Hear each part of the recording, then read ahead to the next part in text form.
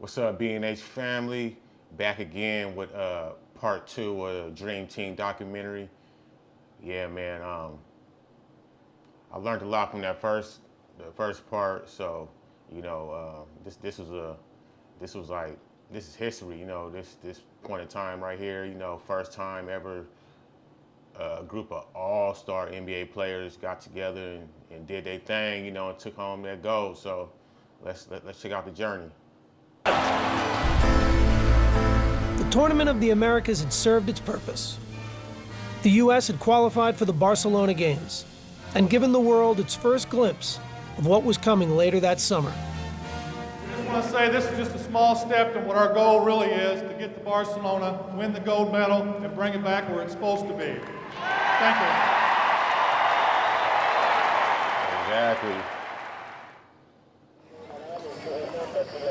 On July 18th, 1992, with the Barcelona Olympics a week away, the U.S. men's basketball team headed overseas. Straight back into the left, private room, follow Irvin. They would hold several days of practice in Monte Carlo and play one more tune-up before heading to the Olympics. The luxurious setting on the Mediterranean Sea was fitting for what already may have been the world's most famous team. Monte Carlo is one of those glamorous cities, and here we were with the most glamorous team ever. So it's kind of a rock star-ish kind of a thing. The players were relaxed and confident, and willing to admit there was more to the trip than just basketball. I don't worry about playing basketball. That comes natural. I just want to have fun. David Robinson, Patrick Ewing, Michael Jordan. This is like spring break in the ghetto. The opulent resort town was a playground waiting to be explored. And the players weren't shy about enjoying themselves. Are y'all filming me? Now look. The scene in Monte Carlo was great. It was just breathtaking. I was down on the beach, just kind of trying to enjoy some of the scenery. Look at this. It's paradise. I think every team in the NBA should train here, actually. You know, they're on the beach sticking out like a sore thumb, 6'7" out there, dressed up in basketball gear, pretty much. I mean, he the only one out there with a T-shirt and basketball shorts. You get a team here. Every day we got back to practice, we made a beeline to the swimming pool because all those girls were laying out topless. I'm going to be in that pool so much the next 2 days. I don't think I'm on the swimming team in Barcelona. We're all out there with our significant others, and all these women walking around topless coming, can I have an autograph? So I signed it, and Michael pops me and tells me, see, usually you tell everybody no, but because this lady coming over topless, you're gonna sign her autograph. My wife looking at me like. The best part about it was Patrick Ewing buying the beer at the pool. You know, $7 a beer, I never heard of that. Of course, Patrick didn't drink, he didn't know how much beer was. One thing you don't want to do is drink beer with Larry Bird. And Larry Bird drinks Budweiser, which Budweiser is the strongest beer in the world. And my head hurt for like 2 days. They were used to being opponents, but Monte Carlo was proving to be the perfect place to find common ground. I got the coach, that means we get to go first. Michael Jordan enjoys his golf, as did Chuck Daly. I got the coach with me, man. I got carte blanche, you know what I mean? Michael and Chuck played almost every single day, if not every day. Come off the hill. That may be green, Chuck. Chuck was playing his practice schedule around our golf time. That, to me, was ideal. Play a little bit of basketball, play a little golf, and you're in Monte Carlo. Yeah, it bounce like a basketball. The relationship that a head coach has with his main guy is incredibly important. Chuck's ability to get Michael is amazing because think of how bitter enemies they had to be. I ain't gonna lie, golf is a hard sport to play. I ain't gonna lie, it's no joke. Like I played football, I played basketball before, I played baseball before. Man, I tried to play golf with my uncle one time. We played 18. He had me playing 18 holes. And that was my first time ever playing. And I swear to God, after the ninth hole, I quit. Like I was my I don't know, it's something about that swinging motion. If you ain't used to it, like my whole body was just sore. I was like, just my whole body was sore. I was tired because it's a lot of walking, and it's just like real. It's like real slow. You know what I'm saying? It's slow, but it's like a different type of in shape. You just gotta be used to doing it. Like it's something you gotta do all the time. It's something you gotta practice a lot, because I was surprised, like, damn, why am I so sore like this? Like after the ninth hole, I couldn't even swing. Chuck devised the defense that drove Jordan out of his mind. And yet, here they are playing golf together. Jordan could really have unbelievably bad feelings towards Chuck. Chuck understood that, and he embraced them. Chuck, yeah. How many I gotta give you today? How many I gotta give you?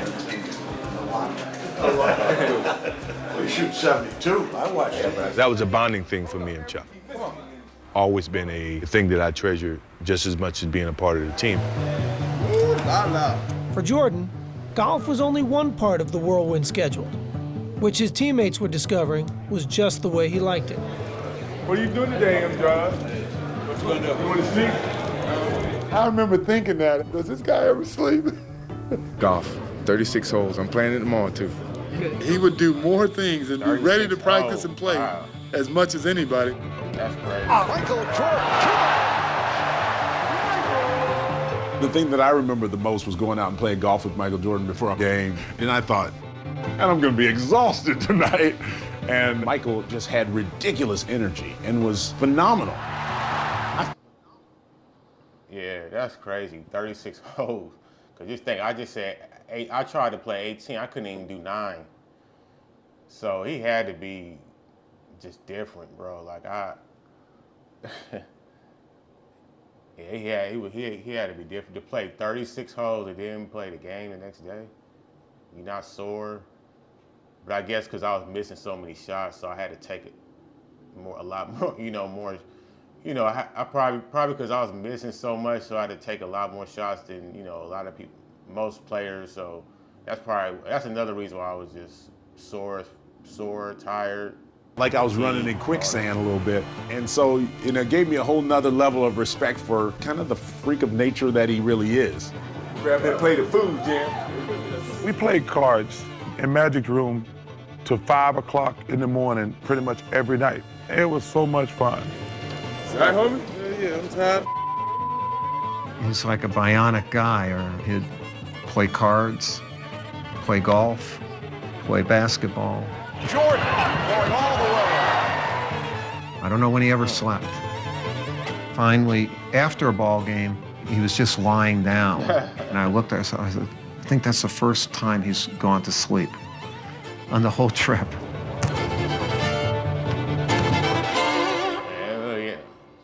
Yeah, he yawning, motherfucker tired. But you know what? I think that's why Jordan is the way he is. Like, he don't like to do interviews. He don't even like to talk about basketball, really. Like, that's why you don't see him on like TNT or ESPN. Nothing related to basketball. You don't see that. He rarely do interviews because he dedicated so much to the sport. Like, he literally didn't sleep. So he's just like, fuck that. You know what? I retired. You know what I'm saying? Like, I don't want nothing to do with it. I don't want to talk about it. Don't bother me about it. You know what I'm saying? Unless I want to do it. So I understand how he's in the place he's in right now, because of how much he put into it. After a few days in Monte Carlo, the players returned to the court for an exhibition against the French national team. Everybody had their eyes on one team. We could feel that it was just such talent, such incredible skill, and it was just such a pleasure to watch. The Americans won the game easily. even if their performance was far short of seamless. It wasn't a great game. A lot of sloppy passing. I didn't like any of it. It was a terrible game, and U.S. looked half interested. And so Chuck kind of the next morning in Monte Carlo, even though everybody was a little hungover and tired, had to really kick their butt. Chuck says, okay, this is what's gonna happen. We're gonna play it like a real game. We're gonna play 4 quarters. We had me, Scotty, Mullins, Bird, and Patrick, and Magic had his 5. We weren't gonna change that team at no point in time. You got your 5, I got my 5. We gave them the college guy. You can have Christian Laettner. We don't want him, you can have him. He's just over there waiting to tag in. But it was about pride. And the college kid couldn't help either one of the teams. Michael Jordan called Clyde out and went at him. Tell him, this is what I'm gonna do to you.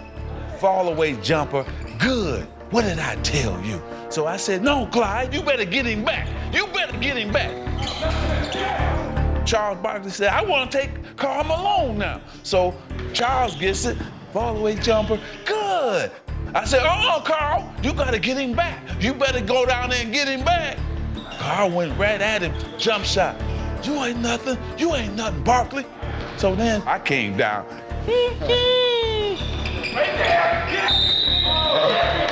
His energy. Hey, that nigga, hey, Magic, Magic's a good-ass storyteller, but he be putting extras on shit. Like, when he tells stories, like, it'd be the truth, but he make that shit way more than what Real high, he feels like he's in an opportunity to prove himself. And showcase that, hey, look, I'm still Magic Johnson. I still dominate this game. That's all right. That's all right. We go from here. Magic was saying, you ain't the guy, and we got other players in this gym.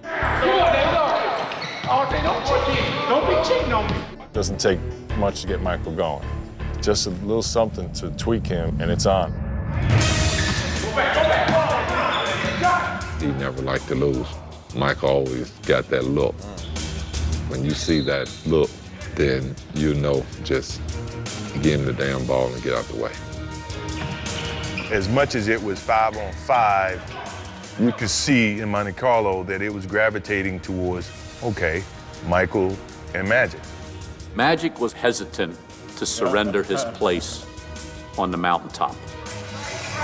And Michael, being Michael, he needed to say, no, I'm on the top of the mountain now. Magic was saying, look, NBA's not yours yet. You know, I'm still here. Michael's like, no, it's over. This is mine. And the funny thing was Larry was sitting on the side going, it's his. Chuck realized the competition aspect was getting a little bit too high. Killing everybody on our squad. He wanted to end practice, but Magic didn't want to end because he wanted to keep playing because we just kicked his ass. How you like that ass kicking we gave you? No. Come on now. Well, y'all got the first quarter practice. By the time practice was over, even Magic had to acknowledge basketball's landscape had been changed forever. Good job. Larry and I were talking, and Michael walks in, and he says, "It's a new sheriff in town." And we both hit each other like, well, he's not lying. Monte Carlo was kind of a turning point. Walls started to come down from, you know, when you're playing against each other, you have these rivalries. These are my teammates now. They're guys that, you know, that I'm looking towards for support. It seemed like we became more friends than anything else. The players were off to Barcelona, headed to the Olympics, unmistakably as a team.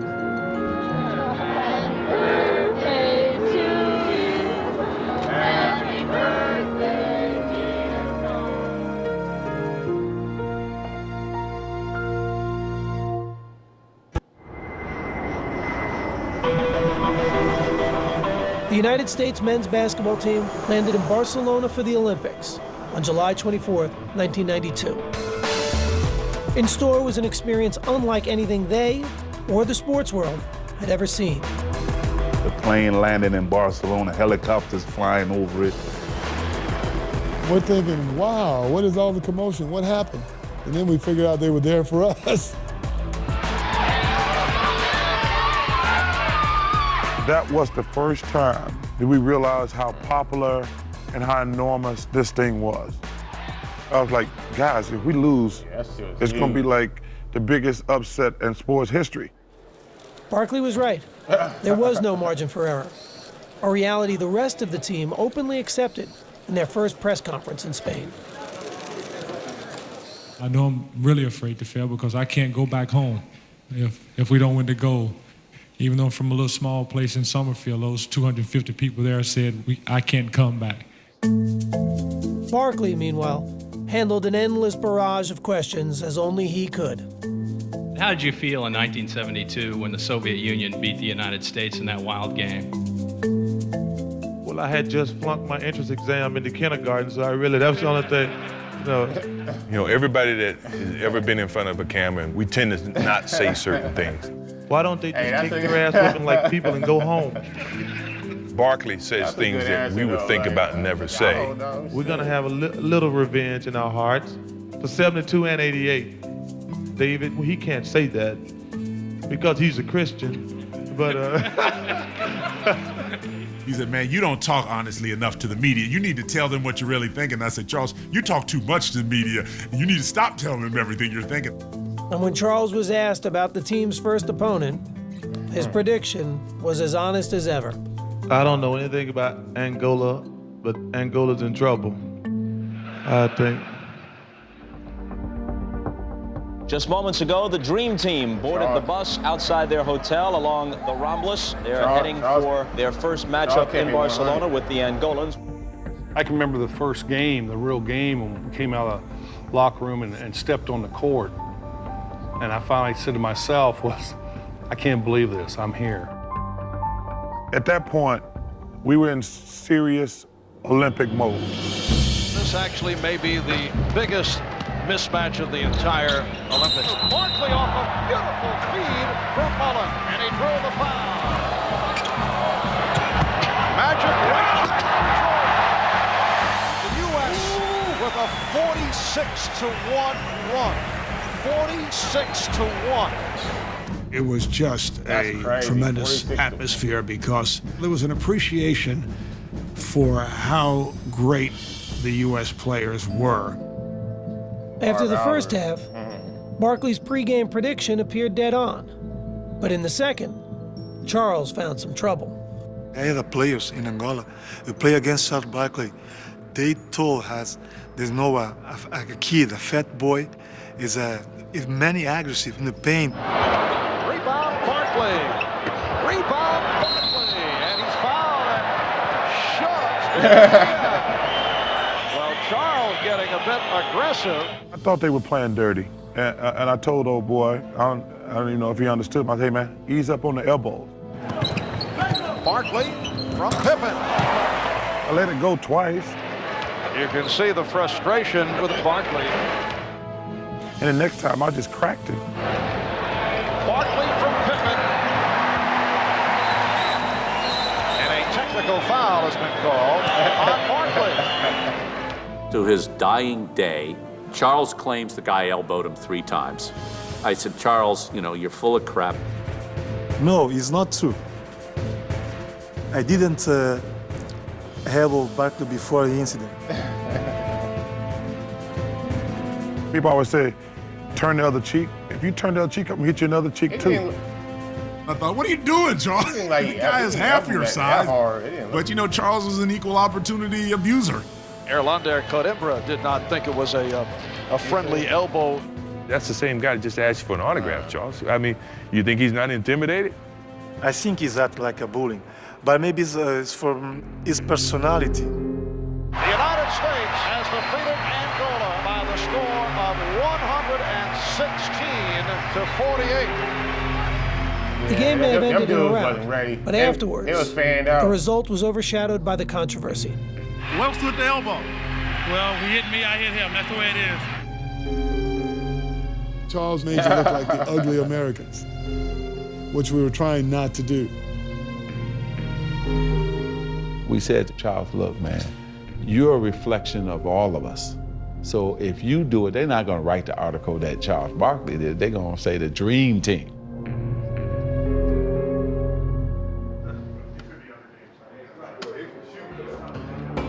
Barkley had stained a dream debut for the Americans. But in their next game against Croatia, Scottie Pippen and Michael Jordan grabbed the spotlight, with the focus on their matchup with one of Europe's best players, Tony Kukoc.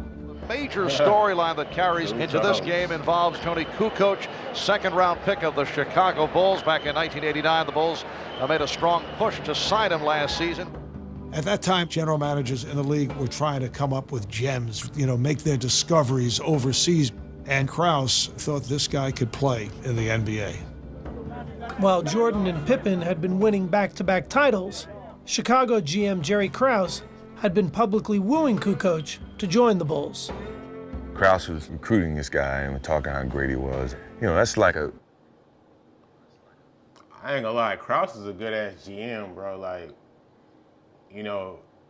I know a lot of the Bulls players, they didn't really care for him, but I don't know why.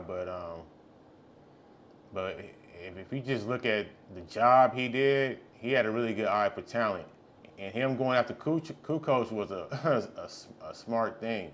You know what I'm saying? Because Kukoc, a lot of people don't know, man, but he was one, he had game. The dude was 6'10" or something like that, 6'10", 6'11", and could handle the ball. Just like these players now, they're talking about KD and all these tall players, man, he was handling the ball. He could shoot. He could shoot threes. He could play defense too, especially, once he got a little more time in the league. He was playing D. He could shoot threes. He could pass. Kukoc was great, man. He was, if he was on any other team, he would have started. Father who has all his kids, and now he sees another kid that he loves more than he loves his own. So we were not playing against Tony Kukoc. We were playing against Jerry Krause in a Croatian uniform. But unfortunately for the real Tony Kukoc, he was now the target of the world's two best defensive players. They was debating who was going to guard him. No, I got it. No, I got it. I'm looking at Michael and Scottie, and they're ready for blood. Man. Kukoc, we knew the world was going to be watching. We knew everyone wanted to see what Tony Kukoc was like, and we were going to give him the worst experience he ever had on the basketball court. Pippen drew the initial assignment of shadowing Kukoc and harassed the Croatian from the opening whistle. It was hard to run across the half court without a ball. And with the ball, it was just, here, somebody else get it. Tony definitely wasn't getting a shot up, and he wasn't going to score. Kukoc is nothing for 4, and he's contributed nothing. We wanted to go guard him on the bench. Kukoc is called for the offensive foul, and the pressure continues. And after Pippen wore Kukoc down. Hey, but you know what?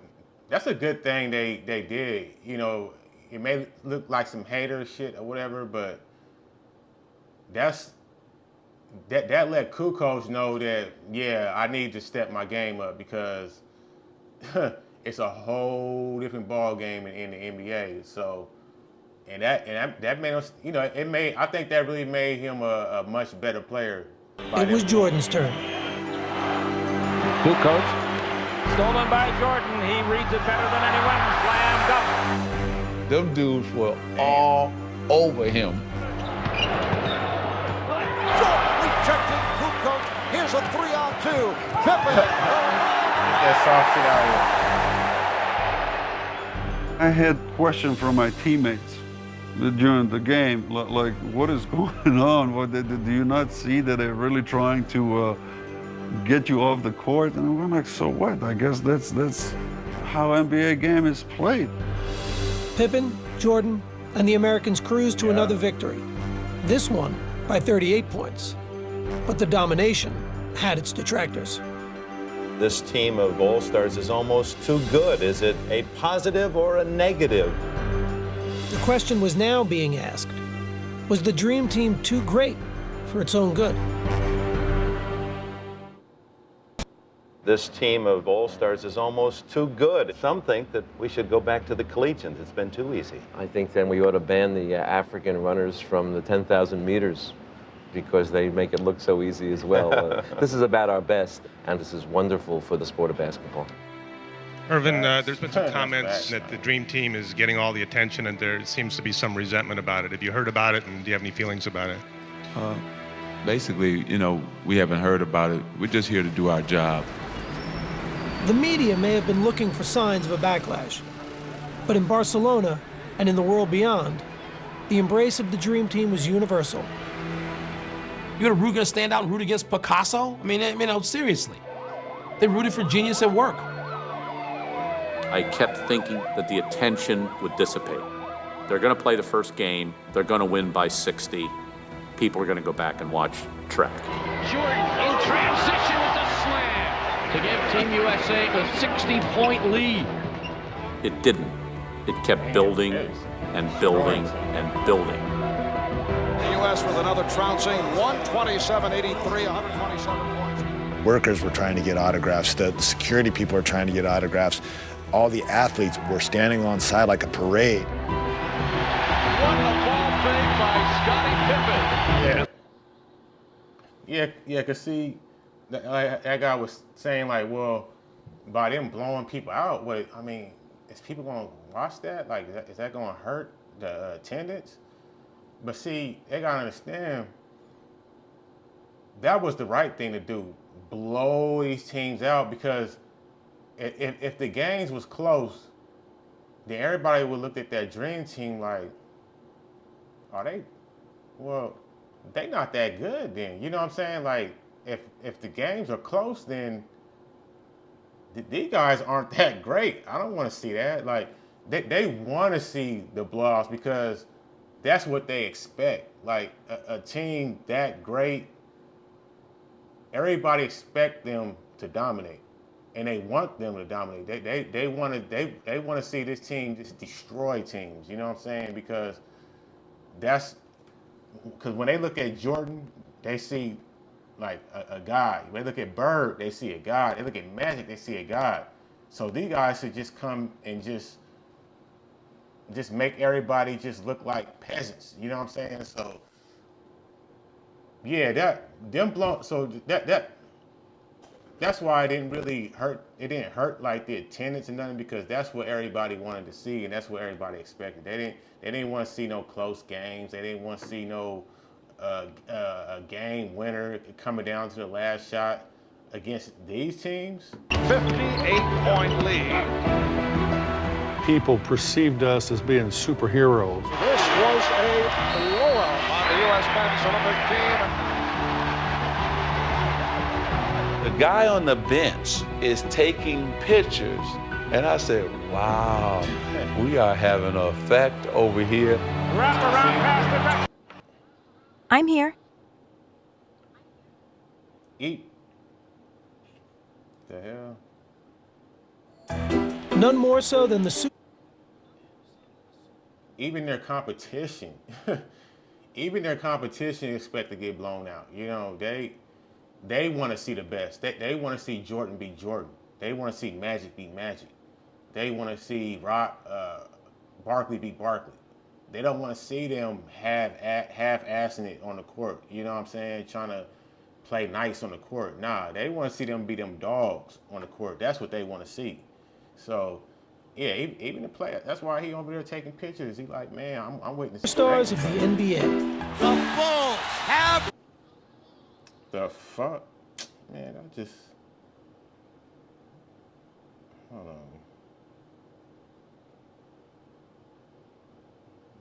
Okay, there we go. It's fucking fast. How do I go back there? The guy on the bench is taking pictures. And I said, wow, we are having an effect over here. Wraparound pass to Drexel. Another easy victory in this, their 5th game of the Olympics. It was as if the President of the United States was in the midst of a caravan that was going through the streets. It was like the Beatles where there's thousands and thousands of people waiting all the time. That was the most exhilarating 15 seconds of my life. We're like, wow, this is amazing. No one member of the Dream Team reveled in the Olympic experience more than Charles Barkley. After throwing the controversial elbow against Angola, Barkley had emerged as the team's most visible player. Everybody always had the same question. How much of an ass is Charles Barkley? Hey, Jack, when am I going to be on the cover of Sports Illustrated for this stuff? I should be on the Dream Team cover. And then every time you'd go spend time with him, you know, you'd just realize that he was the most enjoyable act, not only in all of sports, but possibly in all of pop culture. Sometimes I dream that he is me. I just want to be like Chuck. I mean, Mike.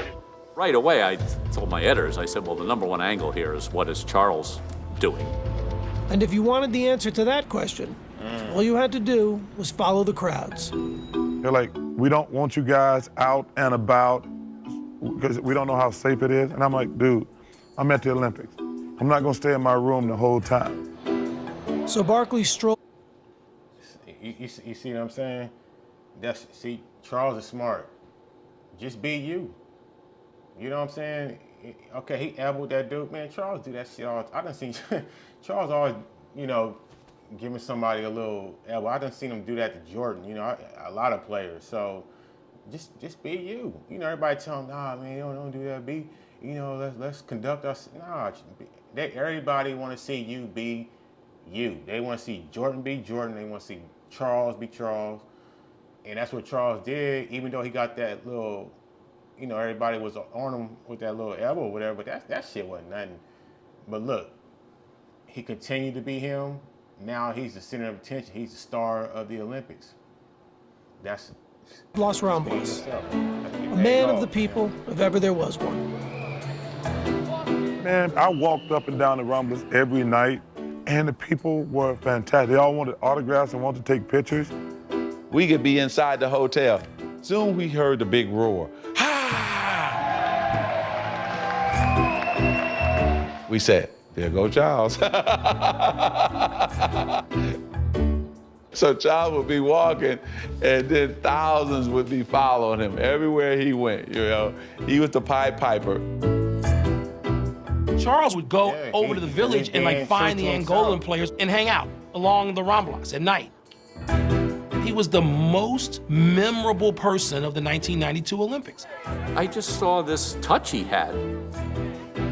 I don't think anybody else in the world could have done it beside Charles Barkley. At the end of the day, he was America's best ambassador. Barkley was celebrated for experiencing the Olympics on his own terms. More quietly, one of his teammates found a way to do the same. We had the motorcycle escorts and we bust through traffic like Dick Tracy. But this one day we got stuck in traffic and we're just sitting there and sitting there and sitting there. Finally I said, that's it. Let's go. Anybody wants to go with me, I'm heading. He'd get off the bus and his family met him. He started walking right through the middle of everybody and nobody noticed him. I'm still on the bus, seeing him walk down the street, and I'm saying to myself, I would give anything to do what he just did. See, guys, this is called the Ramblas. See all the footprints? All right. So Los Ramblas, it's like Times Square or something. There's just so many people walking. I'm 6'1", I'm about the average size of everybody else on that little walk. So I'm walking with my family and I have the camera and nobody's noticing me. You think it's the sunglasses that's fooling them? Must be. Hi, you're from America? Yeah. Whereabouts? Whereabouts? Massachusetts. You been watching the Dream Team at all? Yeah. I don't know. I mean, yeah, I think I'll feel some type of way if, I mean, I can understand, okay, in one way, I guess it's cool, you know, you can walk around, be normal, nobody knows you, but on the other hand, man, I'm here, I'm on the Dream Team, you know, the most famous team. I'm an all-star, I'm in the NBA, I'm making millions. And nobody noticed me. They just walking right by me like I'm just some regular dude. They're pretty good, aren't they? Yeah. He gotta feel some no type of attention way. whatsoever. Finally, we ran across this lady who had the Dream Team and all the pictures on her T-shirt. Hi. Hi. Are you an American? But of course. You look wonderful. Why, thank you. She started speaking real excitedly about each of the players. And I said, have you had a chance to meet anyone? Of course. We met Charles Barkley the other night. Did ya? He's a hell of a player. See, you got all the players on your shirt. Is Charles the only one you've ever seen? He's the only one I've ever met. Hey guys, do you know any of those guys on there? I think my oldest son, Houston, ruined the surprise. That's my dad. Your dad? That's your dad? Too bad he's not here. You play on a team? I do, yeah. Yeah. His son I can't go anywhere without. Wow, that's embarrassing, dog. His son had to point him out, and she still didn't know. I wonder.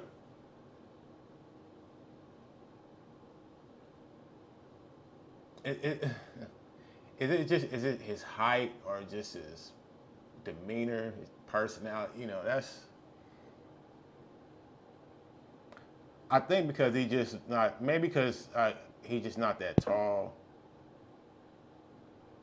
I ain't gonna lie, race might have something to do with it, you know, because like everybody there is white, you know what I'm saying? I'm just gonna keep it real now. A black player, especially in that area, he's just gonna stand out anyway just because he's black and he's tall. Because I ain't gonna lie, I've got it before, you know, and I'm not even that tall. And they was like, "Do you play basketball?" I'm like, man, nah. That's crazy. Really not much different from Michael Jordan walking through here. For the players, surreal experiences had become the norm. But even more memorable were the unlikely friendships developing behind the curtain. It was a unique mix. You know, Larry Bird and Patrick Ewing became like best friends. I got a white guy from Indiana, and I got a brother from Jamaica. Patrick said I could pick his mind. It took me 3 minutes. Now he gets a chance to come back and start picking on mine. Took me one. We were probably the two of the most unlikely people you thought that would be friends. But if you look, not only Larry and I got to be great friends, but all of those guys got to be much better friends. We all enjoyed each other. We all enjoyed the ride. And we got a sense of each other as men. Then, when we got to the court, it made it even better. The Dream Team's chemistry turned out to be the hallmark of their success, as the players closed in on what they came for. Barkley now over the side leading cheers. Their big margins of victory may have been a testament to their dominance, but numbers couldn't capture what made watching them so unforgettable. Guys played the best basketball you've ever seen in your life. It was literally like great poetry or great art. At times you feel you're watching a performance, a concert, rather than a basketball competition. This was fun. This was like, it's how basketball's supposed to be. And at the center of the fun was the team's biggest star, who had come to Barcelona at the peak of his powers and shown how much his popularity had exploded. I will say this one thing about Michael Jordan. I've been around other celebrities in my life. I've never seen people react like they do to him. People go crazy when they see him.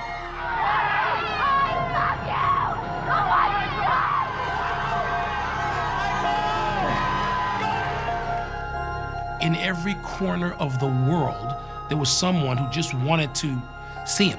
Please, Michael Jordan! No one had the sort of pull, the gravity that Michael Jordan had. Jordan had initially come to Barcelona reluctantly, but an early morning trip just before the gold medal game revealed how meaningful his Olympic experience had become. What time in the morning is it right now? 6:30, quarter to 7, something like that. And I'm drinking coffee, so it's gotta be early. Can we go now? Where you from? Albuquerque? Albuquerque, New Mexico. Big fan of yours. Everyone's a big fan of yours. Your name? George Hirsch. George, how you doing? I'm doing Michael George, nice to meet you. Last night I hit my wall, man. I couldn't make a basket. What are you doing up so early? I do remember getting up early to walk into the stadium. That is the thing that I remember the most about the Olympics. Olympic Stadium. Imagine all the athletes that's been here before us. It's amazing. What about Edwin Moses? Won 122 consecutive races. I think everybody's got something to cherish. I think this is something that my kids are gonna love one day.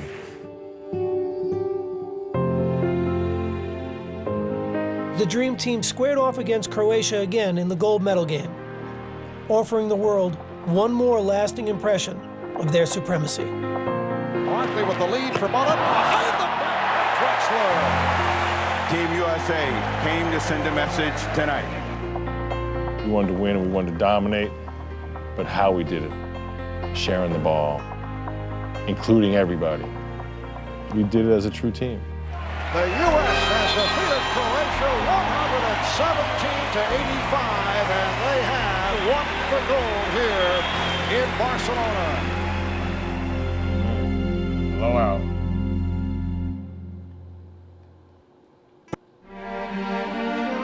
Campeón olímpico y medalla de oro, el equipo de los Estados Unidos de América.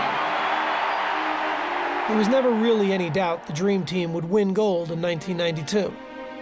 But as they walked back onto the court to get their medals, the moment still overwhelmed them. You saw a lot of tears from players. It was a very proud moment for me because anytime you represent your country, you know, that's a prideful thing.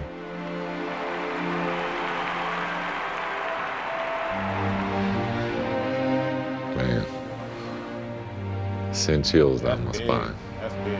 It was a reward that I had never felt like that I would ever achieve. To do it on that stage with those group of guys, it's a memory I'll never forget. Nothing in my life has ever felt like standing on that podium. I was getting goosebumps. Every single time I heard the national anthem after that had a different significance to me. I knew what it really meant, you know. As a young kid growing up, I used to watch Olympics on TV with my father, and all he talked about was the Star Spangled Banner and the gold medal. It made him feel proud to be American. Being up on that podium that night and receiving it, my father, he'd been pretty proud. All those emotions just overcame me. I got to be one of the guys one more time for my country. I said, man, I'll never forget this moment. You know, if this is the end, this is how I wanted to go out. This group may well be the greatest team ever assembled in the history of team sports. But when the medal ceremony was over, another realization began to settle in. When I walked off, I remember thinking that whole dream has come to an end. The next season, every Olympian except Magic Johnson and Larry Bird would return to the NBA. Michael Jordan and Scottie Pippen would win their third title against Charles Barkley and the Phoenix Suns. On the way to 6 championships overall, the last 3 with Tony Kukoc. Eventually, other members of the team would also win titles. But each NBA player on the Dream Team would reach the Hall of Fame. Still, it's what they did together that summer that had the biggest impact on the game. An impact that continues to grow today. It really lifted basketball, and it gave birth to international. Did Christian Laettner even play at all? You know what I'm saying? I'm wondering, like, it just seemed like stars who had nothing to do with those games in '92, but who took so much from it. We made the game a worldwide game. You know, I talked to Tony Parker. I talked to Ginobili. I talked to Dirk Nowitzki. Those guys say their first love of basketball started with the Dream Team. That was good, man. I liked the second half a little better, man, but that was really good. Yeah, the Dream Team, that was huge. That was real huge. But like, comment, subscribe. I'll see y'all next time, man. Peace.